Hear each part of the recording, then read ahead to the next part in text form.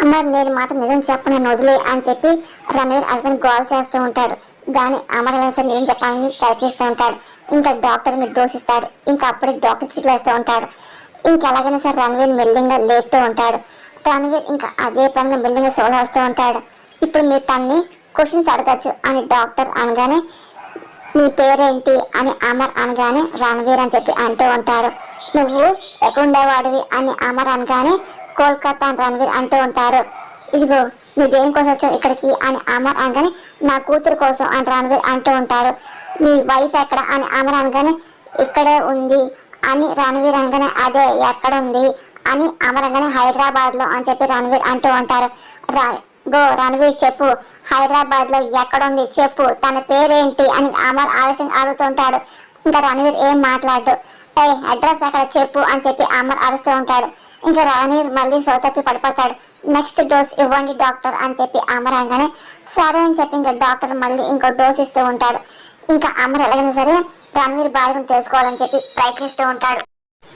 రణవీర్ వినిపిస్తుందా, నీ వైఫ్ గురించి చెప్పు అని అమర్ అనగానే అసలు నువ్వెవరు అని రణవీర్ అనగానే నా పేరు అమరేంద్ర, నీ వైఫ్ని తెలుసుకోవాలనుకుంటున్నా అని అమర్ అనగానే తన్ని తెలుసు అని రణవీర్ అంటాడు. ఇంకా అమర్ షాక్ అవుతూ ఉంటాడు. ఏంటి నాకు తెలుసా అని చెప్పి అంటూ అడుగుతూ ఉంటాడు. ఇంకా రాత్రి చాలా ఆలోచన చూస్తూ ఉంటారు. చెప్పు ఎవరు రణవీర్ చెప్పు అని అదే పనికి అమర్ అనగానే తను నీకు చాలా దగ్గరలోనే ఉంది అని చెప్పి రణవీర్ అంటూ ఉంటాడు. అమర్ ఇంకా అలాగే చూస్తూ ఉంటాడు. ఏంటి నా దగ్గరలోనా అని అమర్ అనుకుంటాడు. నీకు తనతో పరిచయం కూడా ఉంది అని చెప్పి రణవీర్ మాట అమర్ షాక్ అవుతూ ఉంటాడు. రాత్రి తెలిసిన సరే ఏం మాట్లాడమోను అని చూస్తూ ఉంటాడు. ఏంటి నాకు చాలా మంది తెలుసు, అందులో నీ వైఫ్ ఎవరో చెప్పు, తన పేరేంటి చెప్పు అని చెప్పి అమర్ అంటూ ఉంటాడు. తన పేరు అని చెప్పి ఇంకా రణవీర్ అంటూ పేరు అని చెప్పి మళ్ళీ అంటూ ఉంటాడు. చెప్పరా మనోహర్ అని ఇంకా రాత్రి అనుకుంటూ ఉంటాడు. రణవీర్ పేరు చెప్పు అని చెప్పి అమర్ అదే అంటూ ఉంటాడు. తన పేరు పేరు అని చెప్పేసి అంటూ ఇంకా రాత్రి సోత పడతాడు. రణవీర్ చెప్పు ఎక్కడ ప్లేస్ అని చెప్పి అమర్ అనగానే సార్ ఇంకో డోస్ ఇవ్వండి అని అమర్ అనగానే లేదు ఇవ్వకూడదు ఇక్కడ డాక్టర్ అనగానే ఇవ్వండి ఇంకో డోస్ అని చెప్పి అమర్ అంటూ ఉంటారు. లేదు సార్ ఇవ్వకూడదు, ఎక్కువ డోస్ అయితే చనిపోతాడు అని చెప్పి డాక్టర్ అనగానే ఏం పర్లేదు ఇవ్వండి అని చెప్పి రాత్రి అంటూ ఉంటారు. లేదు ఇవ్వకూడదు, ఇంకో డోస్ ఇస్తే చనిపోతాడు. తర్వాత ఇదిగోండి కోర్టు కేసు అంటారు. అసలు ఇది మనం అసలు ఏ పర్మిషన్ తీసుకొని ఏం చెయ్యట్లేదు, మళ్ళీ నా మెడ చుట్టుకుంటుంది అని చెప్పి ఇంకా డాక్టర్ అంటూ ఇంకా బయటకు వచ్చేస్తుంటాడు. చా అని చెప్పి అమ్మని అప్సెట్ అవుతూ ఉంటాడు. సార్ అసలు ఏంటి పేరు చెప్పేసరికల్లా ఏంటి వాడేమో సోదరు పడిపోయాడు అని చెప్పేసి ఇంకా రాత్రుడు అనుకుంటూ ఉంటారు. అప్పుడు ఇంకా డాక్టర్ కాళ్ళ కూర్చుంటాడు. ఇంకా వెనకాల మనోహర్ ఉంటుంది. ఏంటి మీకు ఇస్తానన్నా అన్నారు కదా, ఆ మనీ ఎక్కడ మేడం అని చెప్పి డాక్టర్ అడుగుతూ ఉంటారు. ఇంకా మనోహర్ డబ్బులు ఇస్తూ ఉంటుంది. లోపల రణవీర్ నా గురించి ఏం చెప్పలేదు కానీ మనోహర్ కానీ చెప్పేవాడే. చివరి నిమిషంలో మీరు నాకు మెసేజ్ చేసి ఉండకపోతే ఇంకో అప్పుడు అని డాక్టర్ అంటూ ఆపేస్తాడు. థ్యాంక్ యూ డాక్టర్, నన్ను సేవ్ చేశారు అని చెప్పి మనోహర్ అంటూ ఆ సిటీలో నేను ఒక్క డాక్టర్ ఏం లేను కదా మేడం, అమరేంద్ర మరో డాక్టర్ దగ్గరికి వెళ్ళే అవకాశం కూడా ఉంది కదా, మీరు ఎస్కేప్ అవడానికి వేరే ఆప్షన్ చూసుకోవడం మంచిది అని చెప్పి డాక్టర్ సలహా ఇస్తూ ఉంటారు. సరే అని చెప్పి ఇంకా మనోహర్ అంటూ ఇంకా కార్ దిగేసి ఇంకా వెళ్ళిపోతూ ఉంటారు. ఏమైంది మనోహరి అని యాదవ్ మంగని ప్రస్తుతానికి ఏం చెప్పలేదు అని మనోహర్ అనగానే చూడు అమర్ ఈ డాక్టర్ కాకపోతే ఇంకొక డాక్టర్ని తేవచ్చు, లేదా రణవీర్ ఊరికే ఉండడు, తన కూతురు తెలుసుకోవాలనుకుంటాడు, లేదా అలాగే ఆశ కోసం రణవీర్ కూడా వేరే ప్లాన్ వేయచ్చు కదా అని చెప్పి జాగ్రత్తగా ఎస్కేప్ అయిపో అని యాదవ్ మంగని ఇదిగో నా గురించి అమరేంద్ర మొత్తం బాగా చెప్పేస్తుంది వెళ్ళిపోతే అని మనం భయపడుతుంది, అంటే ముందు నువ్వు వెనక గొయ్యి అనమాట నీ పరిస్థితి అని చెప్పి గో ఇప్పుడు ఏం చేస్తాం మనోహరి అని యాదవ్ అడుగుతుంది. ఇంకా మనోహర్ ఆలోచన పడుతూ ఉంటుంది.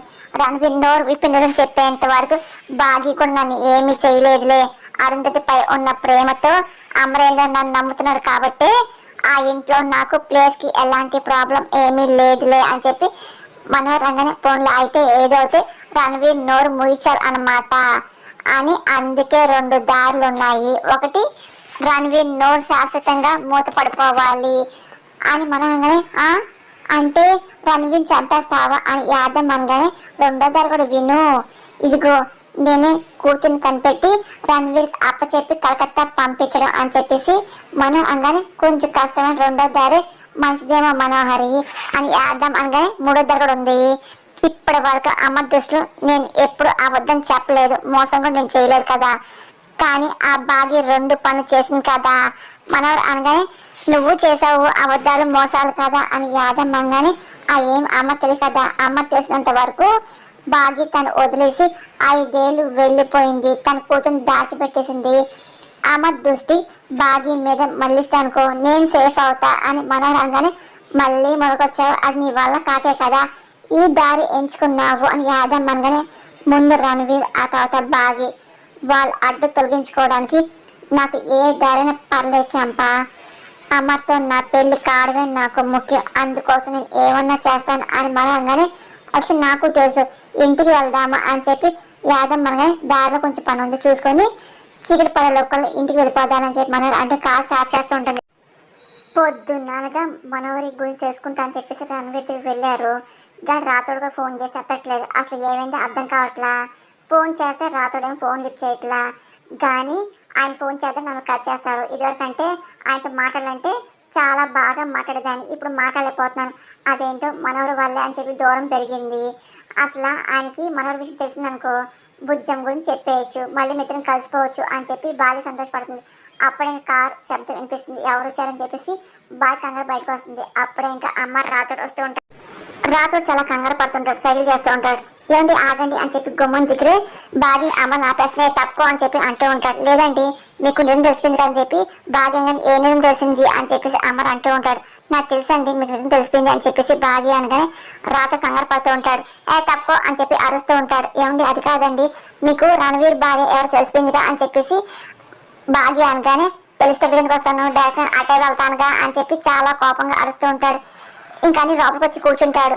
అదేంటి తెలియలేదా రాతోడు అని చెప్పి బాగా అనగానే, తెలియలేదు నేను సైకిల్ చేస్తున్నా ఎక్కడ చూస్తున్నావు నువ్వు చూడట్లేదుగా అని చెప్పేసి ఇంకా రాతోడు అంటూ ఉంటాడు. ఏమో నాకేం తెలిసిపోయింది అని చెప్పి అనుకున్నా అని చెప్పి బాగా అనగానే, అసలు తెలిసిపోయేది లాస్ట్ మూమెంట్లో అసలు నోడిపోయేసరికి ఆగిపోయింది అని చెప్పేసి ఇంకా జరిగిందని చెప్పి మొత్తం అంతా రాతో చెప్తూ ఉంటాడు.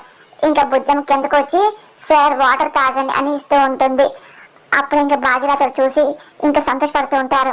ఇంకా వాటర్ తీసుకొని అమ్మ తాగుతూ ఉంటారు. ఏంటి సార్ సీరియస్గా ఉన్నారు, ఏమన్నా ప్రాబ్లం అని చెప్పి బుజ్జం అడుగుతుంది. అప్పుడే ఇంకా ఆనంద్ ఆకాష్ అంజు వస్తూ ఉంటారు.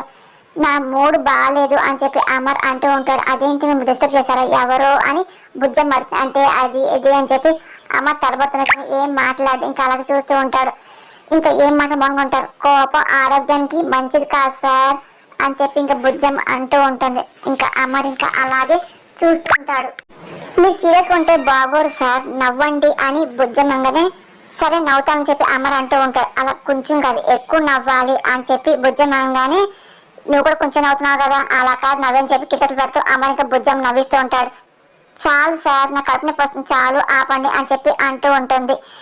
కానీ లేదు అని చెప్పేసి అదే పనిగా అమర్ కిటకలు పెడుతూ ఉంటాడు. అబ్బా నా పొట్ట నొప్పి వస్తుంది సార్ వదలండి సార్ అని చెప్పేసి బుజ్జం అంటూ ఉంటుంది. ఇంకా అమర్ ఇంకా అదే పనిగా కిటకలు పెడుతూ ఉంటారు. అదంతా చూసి ఆనంద్ ఆకాష్ అంజు బాగి ఆ రాత సంతోషపడుతూ ఉంటారు. నానా వద్దు నాన్న కడుపు నొప్పి వస్తుంది అని చెప్పి బుజ్జం అన్నమాట. ఒక్కసారిగా అమర్ షాక్ అవుతూ ఉంటాడు. ఏంటి ఏమన్నా అని చెప్పి అమర్ అంటూ ఉంటాడు. అంటే సార్ పొరపాటున మర్చిపోయి మిమ్మల్ని నాన్న అన్నాను సారీ అని చెప్పి బుజ్జం అనగానే, అదేంటి అమ్మ అలాగ అంటున్నావు, ఇదంతా మనం ఒకటే, నువ్వు కూడా మమ్మల్ని సొంతం అనుకో, నాకు ఆనంద్ ఆకాష్ అంజు అంతో నువ్వు కూడా నాకు అంతే అని అమర్ అనగానే, అంటే నేను మిమ్మల్ని రోజు నాన్నని పిలవచ్చా అని బుజ్జం అనగానే ఇంకా అమర్ సంతోషపడుతూ ఉంటారు. ఇంకా ఆనంద్ అంజు ఆకాష్ కూడా సంతోషపడుతూ ఉంటారు.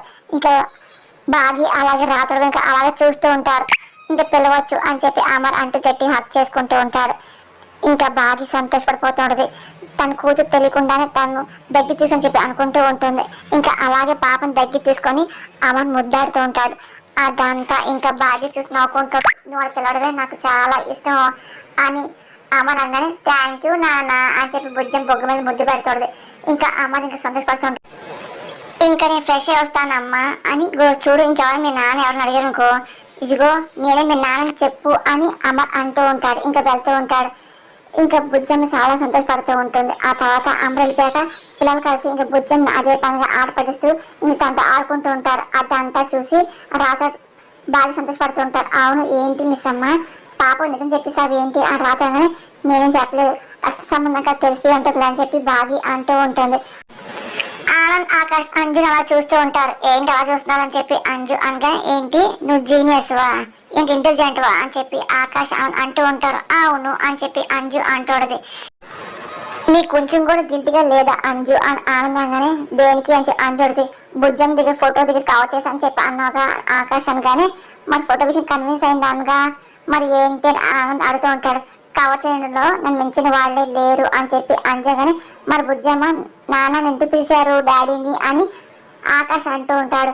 అంటే బుజ్జమ్మగా నిజం తెలిసిపోయింది, నేను నమ్మలేదు అని ఆనందంగానే, బుజ్జమ్మ నమ్మింది నిజంగా చెప్తున్నా అని చెప్పి అంజు అనగానే, బొకాయించుకో నువ్వు అబద్ధాలు ఆడుతున్నావు అని చెప్పి, నువ్వు చీటర్వి అన్నీ నువ్వే అని అదే పనిగా ఆకాష్ ఆనంద్ తిడుతూ ఉంటారు. ఇవి ఇప్పటికైనా మిస్సం చెప్దాం చెప్పి కూడా లేకపోతే అలాగా ఫీల్ అవుతుంది, ఆ ఫోటో తీసి మిస్సం చెప్దాము అని చెప్పి ఆనంద్ ఆకాష్ అంజుతో అంటూ ఉంటారు. ఇంకా సరే అని చెప్పేసి అనుకుంటూ ఇంకా మిస్సం తిరిగి ఫోటో తీసుకెళ్ళి చెప్దాము అని చెప్పి అనుకుంటూ వెళ్తూ ఉంటారు. అవును రాథోడ్ ఎప్పుడు మళ్ళీ రణవీర్ దగ్గరికి వెళ్తారు అని చెప్పి భాగ్యంగానే, రేపు వెళ్తా అని చెప్పి రాథోడ్ అంటూ ఉంటారు. కానీ తొందరగా ఎలాగైనా తెప్పించండి, లేకపోతే మన విషయం తెలియపోతే మనమే ఇబ్బంది పడని చెప్పి భాగ్య అంటది. అప్పుడే ఇంకా అంజు ఆకాష్ ఆనంద్ వస్తూ ఉంటారు. ఏంటి ఇలాగ వచ్చాను భాగ్య అనగానే, అంజు మీ దగ్గర ఒక విషయం దాచింది అంజు ఆనంద్ అంటూ ఉంటారు. ఏంటని చెప్పి భాగ్య అంటుంది. ఇంకా అంజు తడబడుతూ ఉంటుంది. అంటే అని చెప్పబోతుంది. ఇంకా భాగ్య అలాగే వెంట సిద్ధమవుతూ ఉంటుంది.